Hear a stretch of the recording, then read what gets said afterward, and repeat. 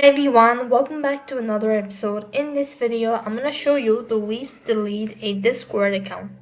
If you want to go ahead and delete your Discord account, then follow the simple steps. First of all, you want to go ahead and open up a browser and type in discord.com, and it's gonna take you to the home page, which is going to look something like this. Now what next you want to do is, while you're on the home page, click the user settings at the bottom of the page. Then you need to go to my account. While you're on the my account section, scroll down to the bit and you could find this option as delete or disable. If you want to go ahead and delete your account, press the delete account button.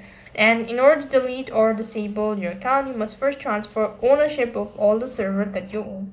So click the OK button and then go ahead and transfer your ownership. And next thing you want to do is come back to the my account section, scroll down to the bottom, go to delete account, give a reason for deleting your account, and just go ahead and read out all the, and then go ahead and fill out all the CAPTCHA. This is how you could go ahead and delete your Discord account. That's all for this video. I hope the video was helpful. Make sure to like, share, and subscribe to our channel.